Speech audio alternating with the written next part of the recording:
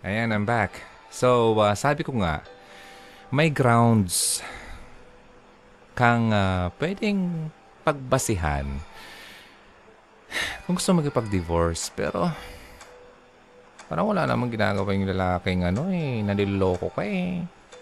Madamot lang, no? Madamot sa pera, sa pamilya mo. Sabi mo dito, pinang-aalipusta ha.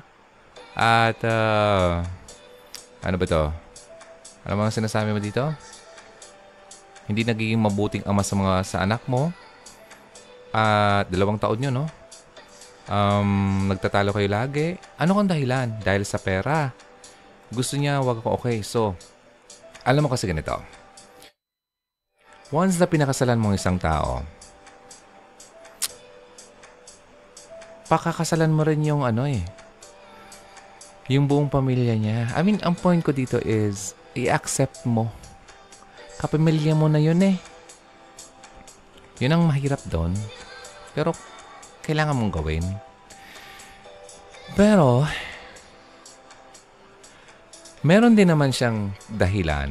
Siguro, kasi, hindi naman ibig sabihin kasi na, kaya nga, di ba, live and cleave. Kapag nag-asawa ka na, ang priority mo na talaga ay ang iyong pamilya. Ngayon, baka iniisip niya kasi, baka di naman kaya baka hindi kaya naubos na yung pera mo dahil lang sa mga magulang mo. Hindi kaya, dapat, dapat i-prioritize mo yung sarili mong pamilya, ha? Ngayon, meron din naman somehow problema yung lalaki. Kasi hindi siya naging mabuting ama. Wala ba siyang trabaho? Pero wala kang nasabing na mayroon siyang trabaho kasi irresponsible. So, ibig sabihin, wala siyang trabaho. Okay? Hindi siya provider. Ngayon, nagtatalo ka dahil nagbibigay ka sa pera, sa parents mo at sa kapatid mo. Mayroon naman siyang dahilan eh. Sorry ha. Kasi hindi mo naman kasi responsibilidad talaga na totally magbigay sa pamilya mo at sa mga kapatid mo, lalo na't ikaw ay may sarili ng pamilya. Okay? So, may point din naman kung bakit siya ganun. It's okay. It's not bad na magbigay once in a while, pero kung lagi-lagi na lang, paano ka makakatulong kung ang mga tao ay umaasa na lang talaga sa'yo? Ano kaya kung tulungan mo silang mangisda, hindi yung lagi mo silang binibigyan ng isda? Paano sila matuto? Paano kung nawala ka na, namatay ka? Sorry ha. O paano na yung pamilya mo? Ba? Kapatid mo, dapat matuto din sila.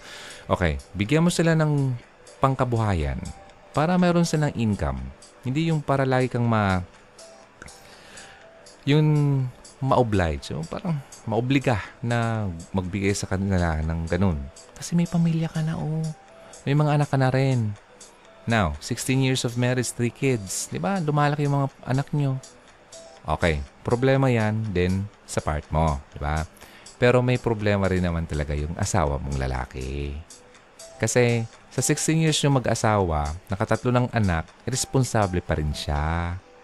Tapos, yung pinaka-importanting dapat ma-provide niya, hindi nga siya makaprovide sa pamilya mo eh. Di ba? Tapos, hindi pa niya ma-provide yung need mo sa gabi. May grounds yan. Okay? So, pwede nga talaga na maging grounds yan na hiwalayan sa batas ng tao. Pero sa batas ng Diyos, hindi po yan counted. Okay? Kasi yung lalaki, hindi naman siya nagloko. Gets niya ko? So, inaalaw ng ligad na magkaroon dahil sa katigasan ng ulo ng mga tao kung ang kapareha ay ng babae o ng lalaki. Gets niya ko? Pero kung wala namang ganon, irresponsable lang siya, batugan lang siya, madamot lang siya, hindi po yan grounds ni God para hiwalayan mo ang kapareha mo o ang asawa mo. Okay? Hanggang dyan lang ang masasabi ko dyan.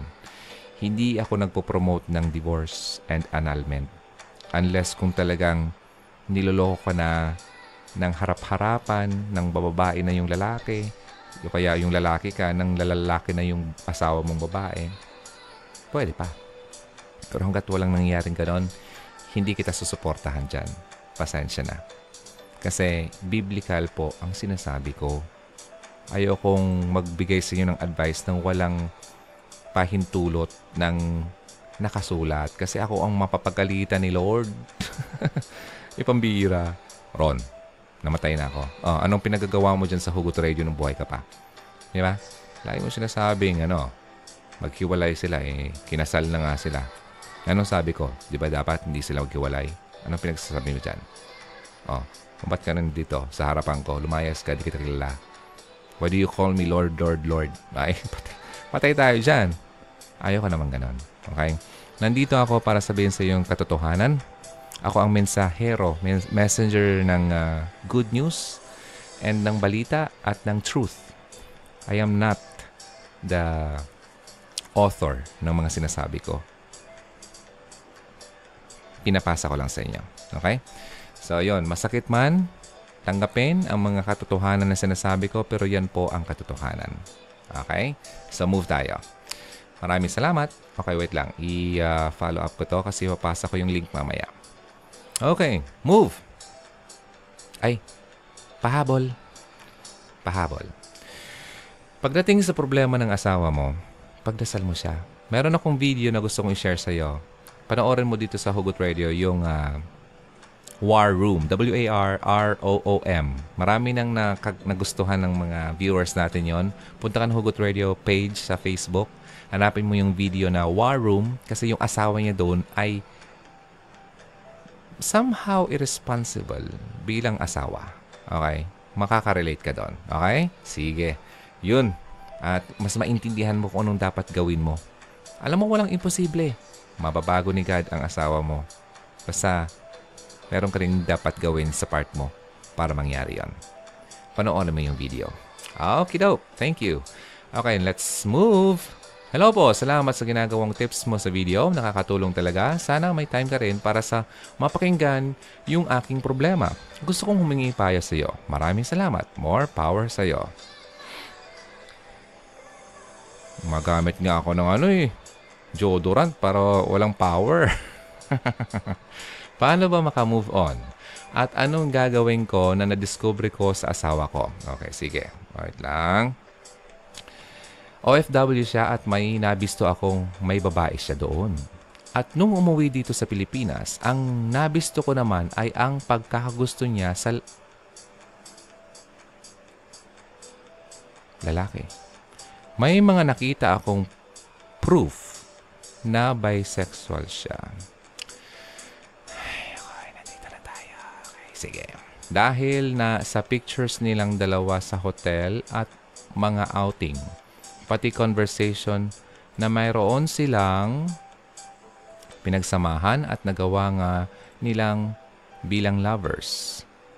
Sobrang sakit na parang nilibing akong buhay. Hirap na magsimula. Please, let's keep this in private. Okay, hindi naman nakita yung picture mo. Masa na ba yun? Keep this in private, yung name ko po. Di ko po alam ano bang gagawin ko sa buhay ko. Buntis ako sa 3 anak nung nalaman ko ang lahat. Parang, mayroon ba kayong pambipi dyan? Bakit lalong bato ko Pambihira. Okay, sige. Sagutin ko yan. Asawa mo ng babae nung nasa abroad ka. Tama ba? Okay. OFW na bisto mo may babae. Okay. Nung umuwi ka sa Pilipinas, nabisto mo rin siya na hindi pala babae ang kanyang ginakasama. Appear. Okay. Bisexual. Sige. Walang magagalit sa aking LGBT, ha? Kasi, hindi naman ako... wala namang karapatan mag-judge sa inyo, eh. Makasalanan din ako. Okay? And ang kaibahan lang pinipilit ko talagang wag nang dumami pa ang kasalanan ko. Pero hindi ko sinasabing wala akong kasalanan. Nagkakasala pa rin ako. I am not sinless, but I sin less. Okay? Iba yon. Sinless, walang kasalanan. Sinless, dalawang words, nababawasan yung kasalanan. Now, ito na. May ginagawa yung lalaki. Asawa mo na, di ba? Sabi mo dito, ha? May wait lang. Asawa mo, di ba? Good. Asawa. So, ibig sabihin, may bond kayong dalawa. Sabi ko sa kabilang message, allowed ni God na pwede mong hiwalayan ang naglulokong asawa sexually. So, kung ano mang plano mo dyan, go ahead. Now, tatanungin kita, mahal mo ba pa ang asawa mo? Yes or no?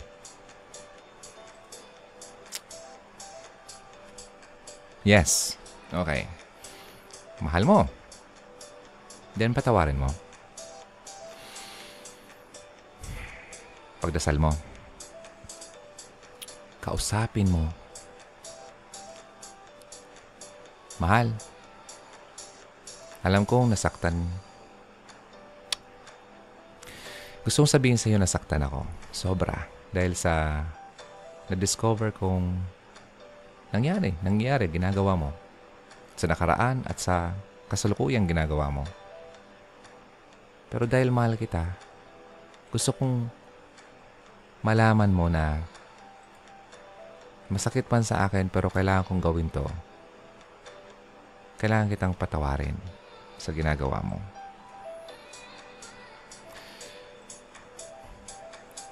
Kung ako sa posisyon mo itong sasabihin ko masasaktan ako talaga. Pero kailangan kong gawin yun. Kasi asawa ko siya. Now, ang tanong, makakatagal ka pa ba sa ganyan? Hahayaan mo ba na lagi na lang siyang ganyan? Na asawa mo na siya pero mayroon pa siyang ginagawang kabulastugan sa'yo? Sa tingin mo kaya ay may respeto pa siya sa'yo? Di ba? May pagmamahal pa talaga siyang totoo sa'yo? Alam mo, meron isang libro dito na yung dapat na gawin bago pumasok sa isang pag-aasawa. Sabi doon, nasa na ba yun? Sabi doon, 50 payo para sa magkasintahan. Okay? Pinopromote ko yan. Gami Alba. Wala naman ako makukuha dito. Gusto ko lang i-promote para makatulong din naman sa gumawa nito at talagang maganda naman. Si Pastor Gami Alba. Okay? Sabi dito, I think page 40, number 44 yata yun. Basta sabi doon, bago magpakasal, ipagtapat sa kasintahan ang kanyang dapat malaman. Homosexual ka ba? Bakla ka ba? Sa sex ba ay may karanasan ka na? Nagka-problema ka ba sa droga? May kasong kriminal ka ba? May psychological problem ka ba? Kung ang ilan ng mga ito ay totoo sa iyo, marapat lang na ipagtapat ito bago pakasal sa kasintahan mo. Ang di pagtapat ay tahasang panloloko. Grounds ito para mapawalang bisa ang kasal nyo kung sakaling maging mag-asawa kayo. Okay, so hindi siya naging tapat sa'yo. So, nasa iyo ang desisyon kung anong gusto mong gawin sa asawa mo at sa pagsasama niyong dalawa. Pero, yun, forgive. Patawarin mo kahit hindi man siya humingi sa iyo ng tawad. Gawin mo yan para makalabas ka sa sakit ng puso na nararamdaman mo. Kasi niloko ka. Kasi hanggat sa hindi ka nagpapatawad at masakit ang loob mo sa isang tao, nasaktan ka, galit ka, hindi ka makakalaya at ikaw rin naman ang masasaktan at makukulong sa ganyang klaseng pakiramdam habang buhay. So, patawarin mo siya at bahala ka na Pag sa Diyos mo yan, manalangin ka. Panalangin mo yung asawa mo.